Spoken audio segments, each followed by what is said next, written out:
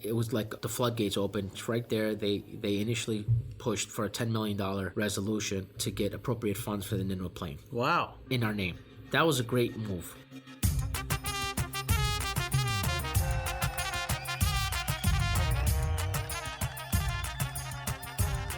Hello, friends, and welcome to another episode of the Assyrian Podcast. On this episode, I'm going to interview none other than the Silver Fox, Martin Youmaran. And if you don't know Martin, he's the president of the Assyrian American National Federation. You know that federation that puts on our annual conferences across the country? The Assyrian Convention, one of the most exciting Assyrian events there is. We're going to talk to Martin about what drives him, what his passions are, a little bit about his family. We get to learn about a new event that the Assyrian National Federation is putting on, and we get to learn why the federation runs the conventions the way that it does. Really good stuff I know we've all thought about from time to time. So I'm going to let the tape play. But first, if you know someone who should be on the Assyrian Podcast, please email me at assyrianpodcast@gmail.com. Maybe there's a story that needs to be heard and you're the person to do the interview. I'd love to get you on the Assyrian Podcast. Share this podcast, rate us on iTunes, and review because it really does help. And with that being said, let's hear from Martin.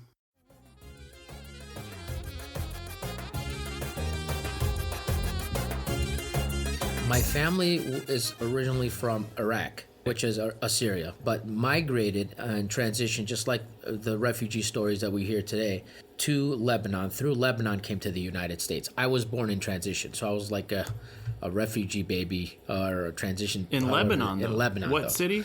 Beirut. Okay, during but the you weren't Civil there War very of long. 1975. And so my father and many took defense against it was during the Christian Civil War. And luckily, in April of 76, we came to the U.S. So you arrived here in 1976. Where did your parents show up? They came to Chicago, and we stayed with a family for a few days until they were able to secure an apartment for our big family. It wasn't just my father, my mother, and us. It was my father, my mother, my grandparents, my dad's brothers, sisters. And we stayed with people until we were able to get our own place.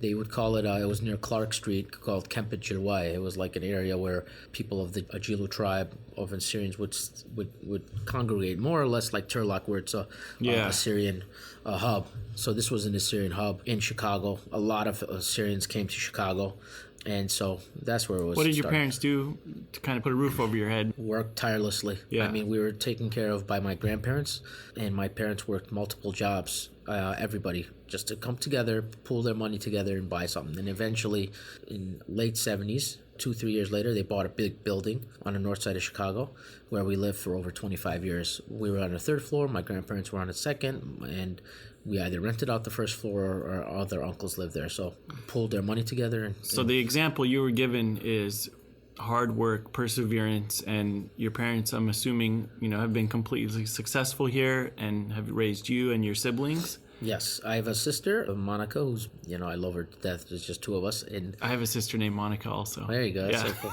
Yeah, there's only two of us, but my parents worked multiple jobs, and my dad worked for Zenith Corporation, was once in the Popular Science magazine at one point. Popular Science for what?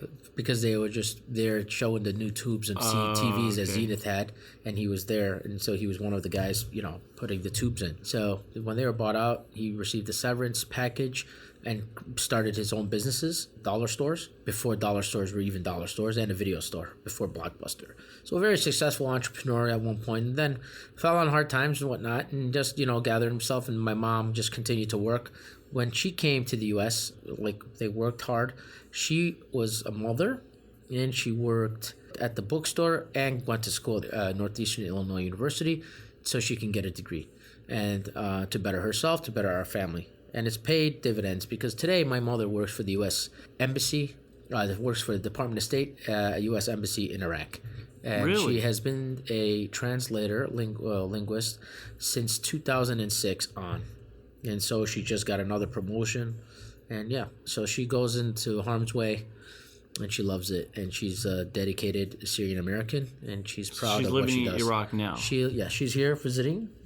Sure. She's here with us for the holidays, and she's going to be returning next week.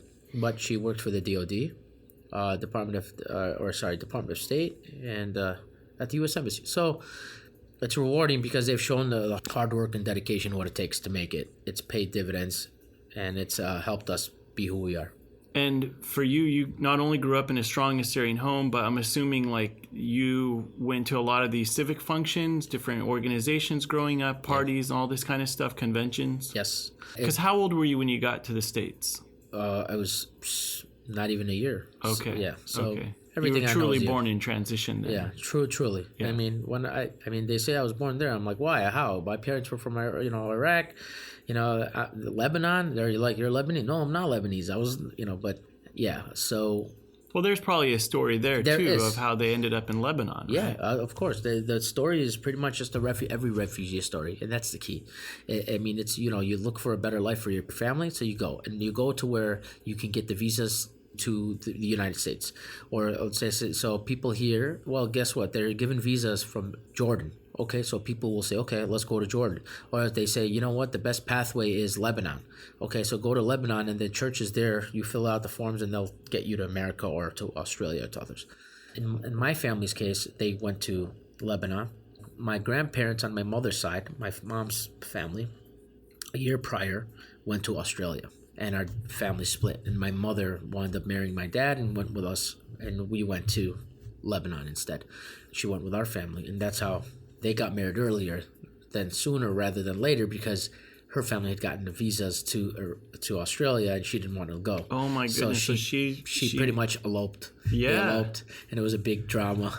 Oh, I'm sure family. that didn't so it was go over well. But it's all in all worked out. But they went to Lebanon, and then from there came to the U.S. And we still have family in Australia. Just like with every Assyrian refugee, and it happens, we're scattered all over the world. People always wonder, like, why are Assyrians everywhere? It's because we're spread everywhere because of this refugee crisis and the suffering for 100 years that we're trying to find. And that's another story. Yeah. But it's just because of our life struggle, looking for a better life. Truly, and I appreciate you sharing the back end story. And you're right, everybody has their own story. With that being said, you grow up in an Assyrian home. You grow up connected to the Assyrian community. Yeah. You go to school for business. Yeah. And where did you get your undergrad? DePaul University. DePaul. Yeah. And then did you end up going beyond the undergrad? No, I had work experience because I was going to school while I was already working full time. So you're working full time and you're into wealth management? Yeah. Now, is that something you're actually... Passion. Yeah. It's a part of me because I was always in banking, always in finance. I started as a teller, worked my way up customer service, and then while I was going to school, then going to college. Actually, I was a teller when I was 17 years old, which is unheard of because you're not even 18 yet. They're letting you handle a lot of money. Yeah, but then a part of it was, it's a lot of people don't know this, but and it's a part of it. I'm proud of it, and it's a part of my life. I was a U.S. Marine when I was 18. I went to the Marine Corps. I became a Marine, and after training and everything, I received a medical separation, discharge honorably from the Marine Corps, came back home. So I became a Marine. I was a Marine for pretty much for the full year, and then I came back and got an honorable discharge and went back to school and got my degree and worked hard while I was working in full-time, and then continued on to pursue my career. And so when I was in banking, I would see a need. I was looking at it and I was like, yeah, banking's good. And then when I saw the financial guys, I would refer people to the financial advisors, and I would see their checks and I would see the differences. And I'm like, well, I just closed this deal for you. Why are you getting the big commission checks? It's like, well, because I have my license. I'm like, oh, okay. Got it. Okay, so then I went and got my license, and then I became the financial advisor. And then I've been doing that for over 20 years now. And how has your Assyrian ethnicity influenced you in terms of how you manage your money, how you help others to manage their money? Manage my money? I like to live life. So I'm good at managing other people's money, but my own, it's a little, it's good. It's good. I live, It's like some people don't go vacation, and some people really, really, save and save and save.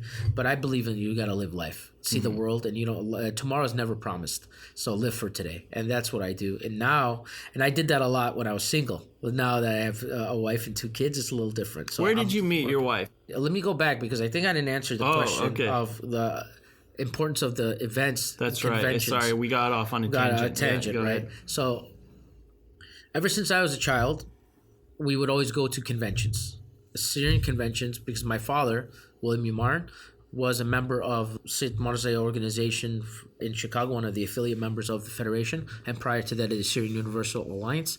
He was always an active member in the community. And so ever since we were kids, we would be a part of the festivities for Chep Nisan parades. I was a part of the World Cup Soccer Parade, 1994, in downtown Chicago, where we had a big float, and I was wearing soldier attire and pushing the float, which we literally had to push because the engine of the car broke down. And so we really pushed it.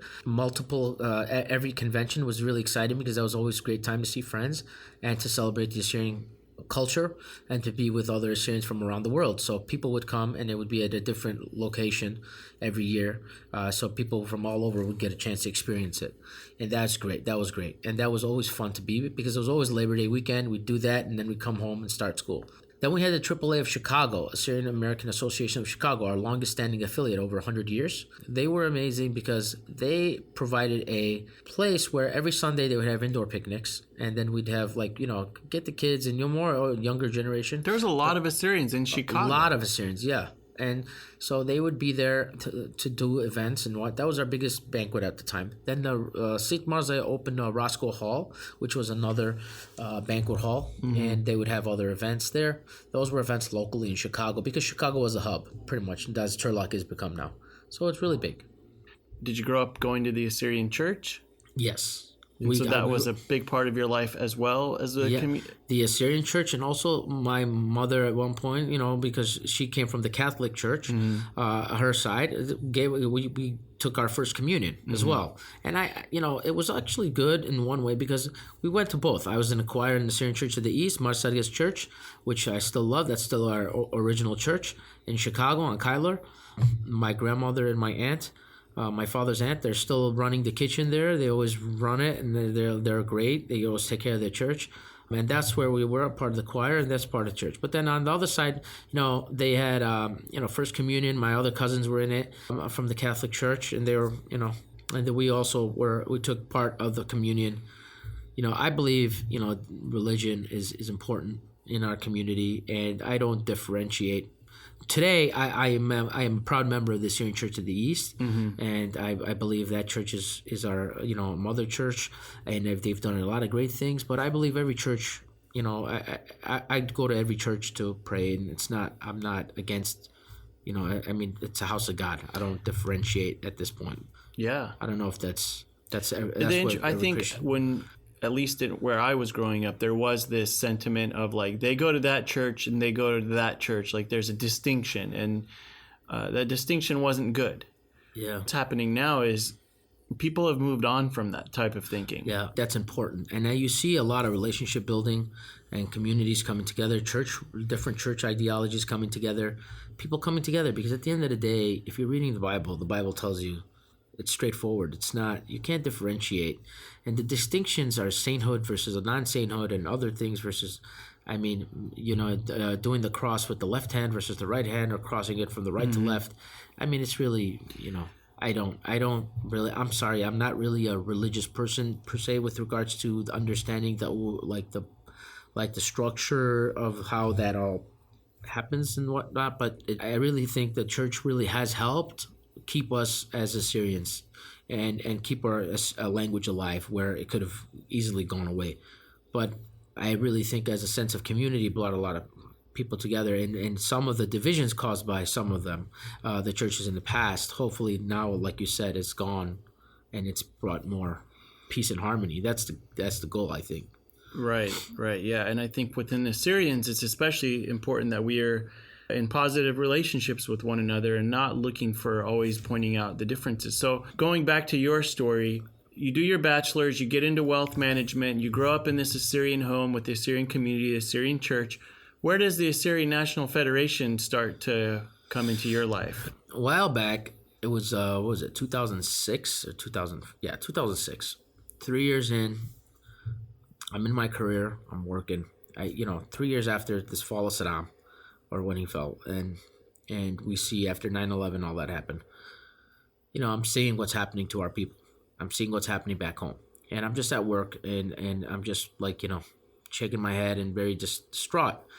And at the time, I was going through a divorce, And a lot of stuff has happened. I'm just focused on what's happening to our people back home. And my founder of my firm, Nate Shapiro, sees me and says, "What's wrong with you?" I'm like, "I'm just looking at what's happening back home, and it's just disheartening because nobody's helping my people." And he's like, "Well, do something about it." I'm like, he's Jewish, and I'm just like, "Well, we're not like the Jewish community. We don't have that power in D.C. to do something. We can't. There's nobody where I can pick up the phone will listen to us. Yeah. We've tried. Nothing happens." No, that's not true. You can do it. And he had connections to our congressman, Mark Kirk, at the time. And he called up his connection that he had and said, "We need to make a meeting right away." We had a meeting the next week, which was January 17th, Martin Luther King holiday, at his office. So we met Congressman Kirk on a national holiday. And he said, "What can I do to help? Let me know." And he sat there, just supported, helped them. And we came there and presented a plan, the Nineveh Plain Sustainable Report, created by ISDP initially, which was Michael Uesh and Iraqi Sustainable Democracy Project. It was a plan to present to America and others to restructure, rebuild, reconstruct, Nineveh Plains in the area. Something that we're still trying to work on today. And he took that and everything. He was like, okay. So the following week, it was like the floodgates opened. Right there, they initially pushed for a $10 million resolution to get appropriate funds for the Nineveh Plain. Wow. In our name. That was a great move. And there was something big. And I had the president at the time, which Mr. Leighton Khamis of the Federation. He was there because I asked my father. I said, "Look, I got this meeting. It's critical, but I need influential people in the community who are actually decision makers who represent our community to go in with you. Don't bring me taxi drivers. Don't bring me people that are not. You needed somebody who's got some reach, but somebody who can articulate what's happening. Sure. So they obviously, the long list within our community, there's so many people that are great people that really are activists, that really are real Umtanaya, or people that like Umtanaya means like nationalistic. Sure, yeah. And they want to help their people, but they're not. They're not necessarily the best politician. The best politician or can't articulate the message clearly. It's just that you want the people, the policy. If you're speaking to a member of Congress, that's why they send lobbyists, because they know how to speak to them. They know how to present things.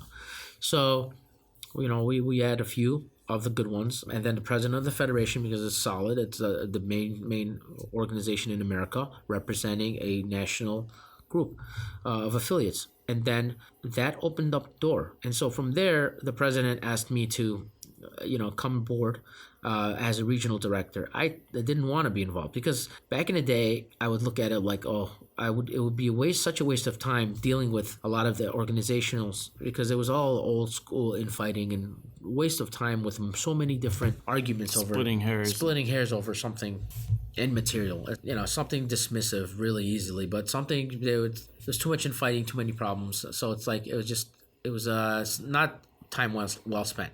So I felt, look, the more I preferred to do it at a different level, and I felt okay, but I definitely saw what my father and others had, and I said, okay, it's a time to get involved. And he asked me to be the regional director because they needed a younger group. I did. I jumped in, and I have never looked back. And now it's a different story. And now I'm the president of the Assyrian American, and I believe I'm the youngest president at that. And what's the official name? Assyrian American National Federation. And how many members? 22 affiliates, meaning organizations around the United States. Got it. So like member organizations. The Assyrian Federation of Turlock in San Jose, and Assyrian American Association of Civil Club of Turlock. Yeah. And, all of them, basically. 22 of them. 22 of them, yeah. So at least 22 different cities? Not 22 different cities. No, there's about 7. You would say 7 or 6 from California.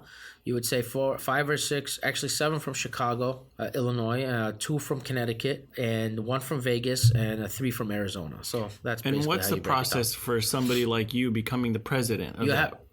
So the process is basically you have to be voted in by the members, the convention. It's a 2-year term. This year is a re-election year, which I'll be running for re-election, because obviously you can't do everything in one term. So hopefully 2 years is short, 2 right? years is very short. Yeah. You got 4 to 8. I mean, it just, but what we're trying to do is change federation, because the Constitution written and established in 1933, a lot of stuff has happened, a lot of changes have been made. But what we want to do is make sure that it grows, and the structure that it is right now needs to be overhauled to a certain point to make it more welcoming for new members, not just affiliate members, but individuals and others that want to contribute to the community, don't have a platform. Well, the Assyrian National Convention is known throughout the world for Assyrians. It's known as that's the place you go to meet other Assyrians. Yes, 100%. That's where you go for our annual events. Right. And, there's state conventions, and then there's the national convention. People fly in from all around the world, which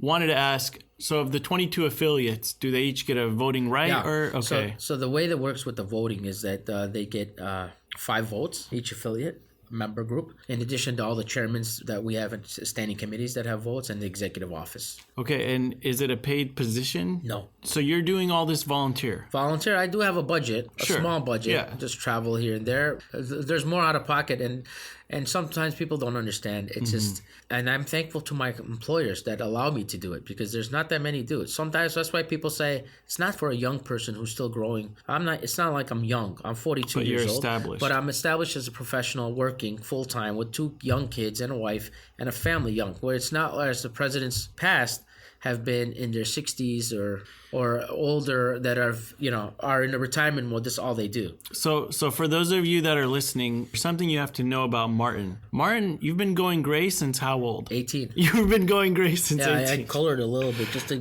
put some black back in because it was getting too gray. Great. Yeah, and you're coming that way too. Yeah, though. to all of us who started going gray early, you're like the pioneer in terms of sporting it, and it worked because. Yeah.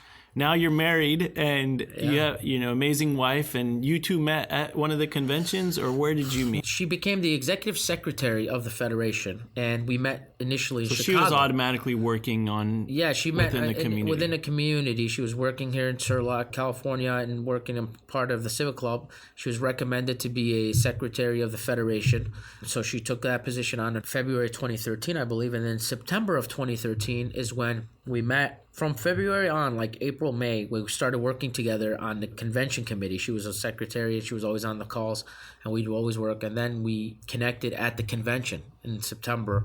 And from there, we started dating. From that point on, it didn't take long before I knew she was the one and, asked her to marry me. February of 2014, November of 2014, we had our wedding.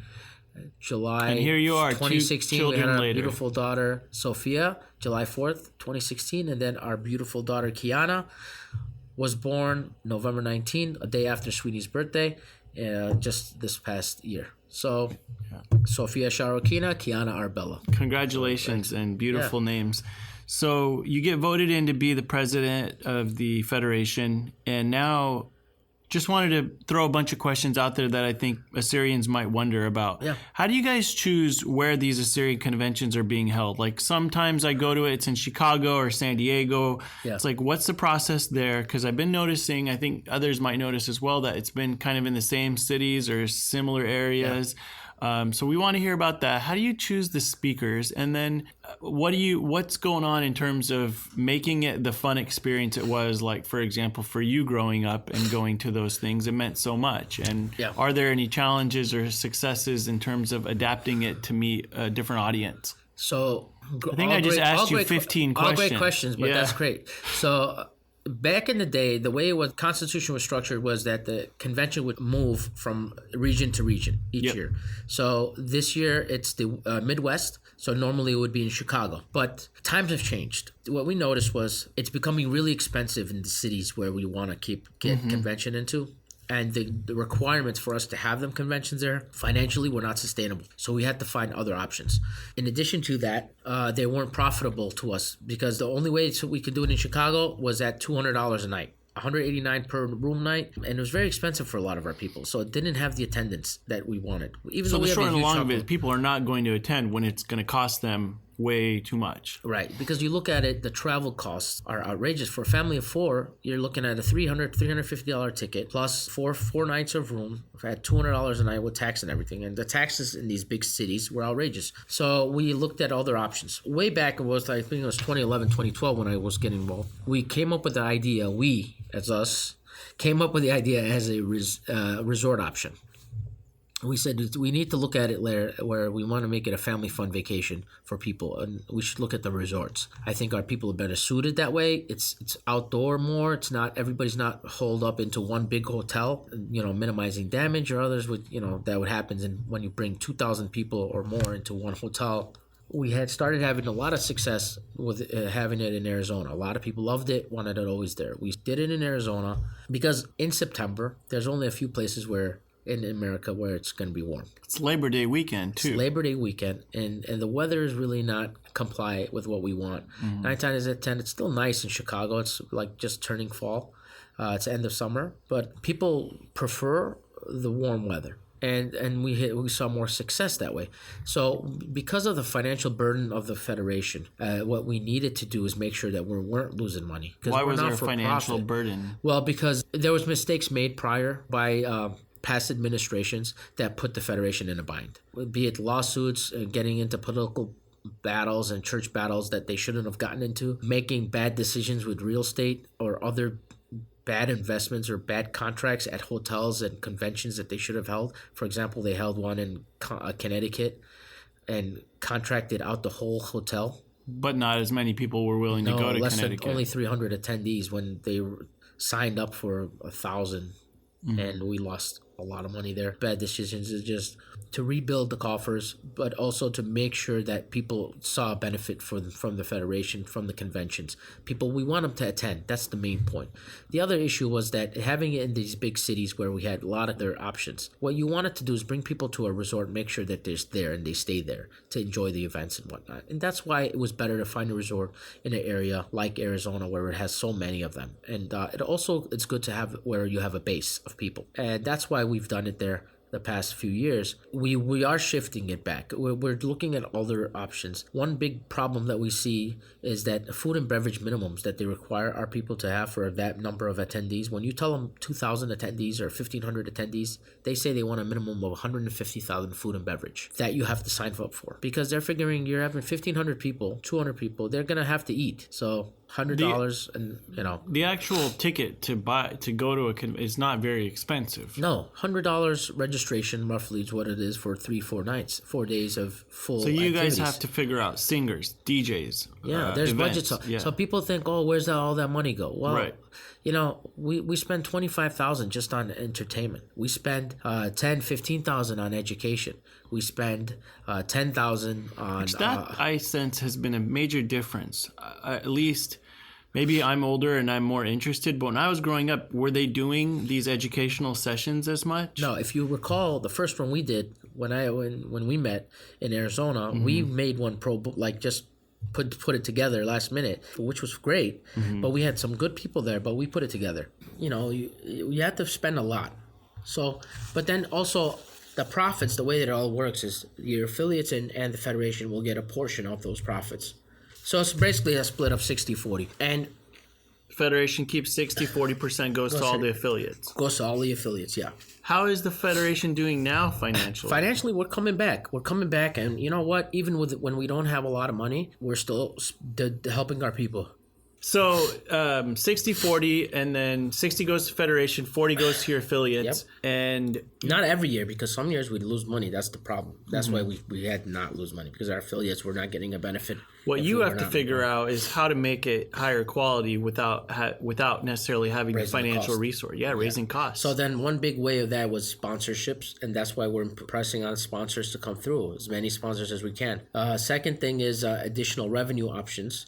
For us, we're establishing our own YouTube channel or paid channel where you can subscribe to. We're establishing a membership-based, non-voting member right now, but where you're going to get a membership base. And you're going to get access to certain content that others won't, like previous convention content, other stuff there, lectures and stuff. Yeah. I believe you gave a lecture once. But we have so many different things that people can go back into, but that's content that we paid for. So we want to make sure that we give it to our community. We give scholarships We support Gishru, a Birthright Assyrian trip every year. So it sends kids to Iraq to see the homeland? Assyria. We say Assyria, Steve. Yeah. No, Iraq.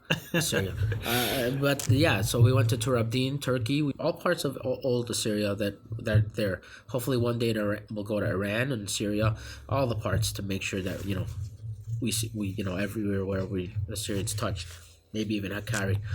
Do you feel a lot of pressure to really put on a convention that will attract the masses? Yeah, I do. And here's what we did last year. You said bringing stuff and that everybody wants. There have some issues, not issues. It's like misconceptions, or you would say people think, it's just a big party, or it's a big pool party now. It's in Arizona. It's only all about the pool. That's one aspect. The other parts are there's a big, beautiful educational portion, cultural portion. It's a beautiful art exhibit. And last year, what we did is we partnered up with the Syrian Art Institute, and a great organization established here in California by a great philanthropist, a Syrian activist woman. She's a mentor to me, Nora Bint Yusuf Lacey, who established it. And so we said, look, we'd love for Assyrian art to be a part of the Federation conventions and to help. She'd love that, and they became part of it. We had a big entertainment event, a big dinner, where our presidential banquet dinners were really boring and all about speeches and dragged.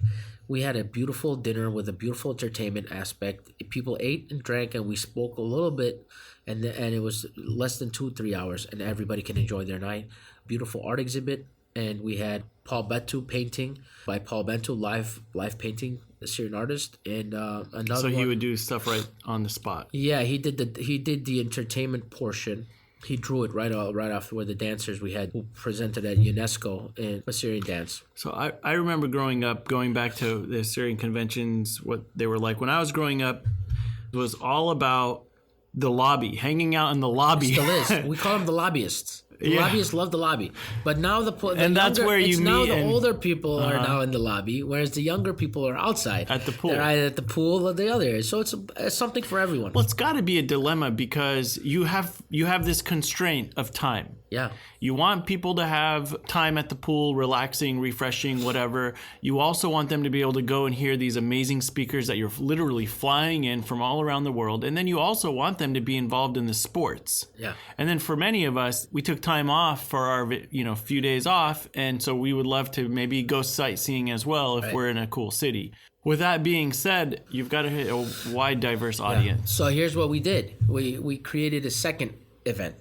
In Washington, D.C., we are hosting our National Spring Conference, and that is a national policy conference. It's the name is being thrown around. We're finalizing it, but we signed the contract to do a conference. Pretty much it's going to be a convention without the pool parties, without the entertainment aspect every night. Are you going to bring the educational people? Educational people is key. You're right. People would always say there's so much going on at the convention. You can't get to all the... You want to be at the lectures, but you want to be at the pool. And sometimes there's multiple lectures happening at the same time. So we've balanced that out where that's not going to happen. So what we've done is we're doing a 3-day event. It's going to be, first day is for the advocates, people who like to advocate, interested in Washington, D.C. politics and advocacy. First day is a Syrian Day on the Hill, where you're going to go, we're taking people to go and sit in the Capitol Hill Center, and they're going to be hosted, and then we're going to have congressmen and senators come in and speak on our issues. That's one. And then we're going to go break up in groups, and everybody will go to each of their congressmen and senator within their own districts, their states, to meet them, to take pictures, enjoy, and understand what Washington, D.C. is about, and understanding our government and how stuff happens. Then that night we'll be doing an entertainment networking event like Social Mixer. Yeah. And then that next But you're not going to require a singer and a band and all these kinds of things. And the next day will be a Friday and Saturday panel and education lectures and culture.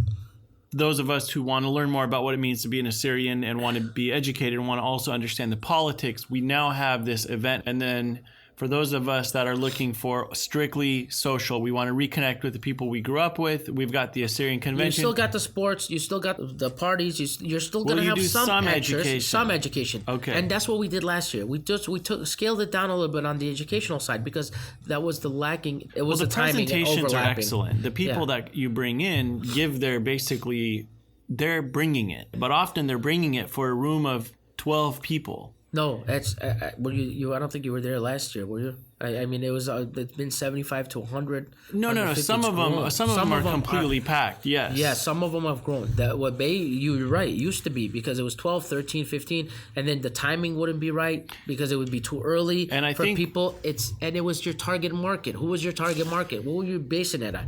Like, for example, you'd be up what time? You mean in the morning go to the lectures? You'd be up 9, 10 a.m. Sure. I mean, there'd be people sleeping until 1 o'clock. And those because we were gone. partying the night before. Because you're partying the night before, so you can't have all of it at the same time. It doesn't work because if you have a party at 2 a.m. until 2 a.m., you can't have a lecture at 9 a.m. Right, or you can't set the championship soccer match to be when your best speaker is going to be speaking. Exactly. You're putting people in a bad position. Or we have our own meeting at the same time as those lectures. I'd like to go listen. So I became president. As soon as I was done, I went up to listen to one of the most important lectures, and I was glad. I just became president. I went up to listen to this meeting. It's like it was important. So that's what we're doing. We're shifting it. And that is to gain the support and base that we have lost. And we tried to do that a little bit last year. I feel like the conventions are well attended. I'd love it to be a lot more. And I mean, we should definitely be in DC every year or in that area because we need to make sure that our identity as Assyrian Americans, especially Assyrian American National Federation, takes its place as the main speaker and advocate for our people, and that's what it should be in Washington. We shouldn't let third-party people who say they represent us when they don't, or individuals who are just for their own benefit. So a shift that you're making right now as the president and with in cooperation with all the affiliates is to say we're in a special period of time when being on the Hill matters, when getting those pictures taken and connecting with those people and really letting our voice. So we're going to now create a separate event from our regular conventions that will help us push all that forward. And it's not just going to be in D.C. D.C. is going to be a part of it. It's always going to be a part of D.C. But it's not just D.C. It's also other events like other areas. But this is we're going to shift from one main conference to 2 conferences. And this is a test year, right? Because it hasn't been done before. And I haven't seen much advertising for that. We have not started the advertising because of New Year's. But I think the substantive stuff, if we put it, people will come to it, and it will attract a lot of non-Assyrians too, because DC has a lot of people interested in our issues. Yeah, and they're all going to be there. Yeah. So we're going to put stuff out, and if anybody has any advice or anything wants to make a recommendation, we'll be happy to listen. They have our website www.anf.org. Reach out to us, and we'll be able to answer. One of the issues I've seen is for those of us who've grown up going to the conventions, it's become somewhat formulaic. We know what's going to happen. It's repetitive. And so, you lose excitement. Right. So how do you mitigate that? How do you say, we want to have parties, we want to make these things fun, and now that you have 2 events, that's certainly going to help because you could really focus on the entertainment portion. You'll have to have different types of events. Mm-hmm. So last year we brought Sargon Benjamin, who created a coding class for younger kids. We had arts and crafts. Kids were participating. We had art. We had actually when people go and you know how they paint and drink, we had a painting class within the Federation. Oh, and we had a dance workshop. So you're adding more cultural events. We're adding more cultural events than you don't just come to a party and dance. We actually have workshops now, different workshops. We have advocacy workshop. We have a youth summit. The youth summit is big. The youth summit is growing each year, and it's growing and it's becoming amazing. Why can't the youth summit be the same time as the convention? It is. Well, it's the day before. You have to get there early. Is because we want to make sure everybody gets their part. One, we have it from Thursday on. They're youth. They're all out of school. It's during that. So we want to make sure the focus is on them. It's all for them. We give them 2 days of all access. They get whatever they want, and then they fill it up. And then the lecturers that may have their own lectures and these other days can also lecture for them. And the overarching concern and theme for you with all these different events that you're talking about is you simply want the Assyrian nation to make sure that the Assyrian nation thrives. Yeah. And to the best of your ability, you're trying to create these experiences that will last a lifetime. And then, what would you like? If there's an Assyrian listening to this podcast and they're thinking about the upcoming convention or this thing that's happening in DC? What do you want them to know about all of it? Not just the upcoming convention or what's happening in D.C. If you're an Assyrian, you need to get involved and you need to do something. It's not just about getting involved. There's many ways to get involved.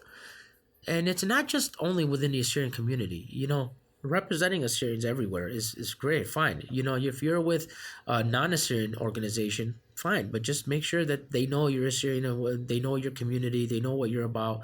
But for your own community, you should also definitely do something and be a part of it and help build. If you don't have a connection with your community in your area, let us know. We have affiliates everywhere, in Chicago, in Illinois, in Connecticut, in Arizona, in California. Be a part of those affiliates if you can. Go to one of the events. Do that.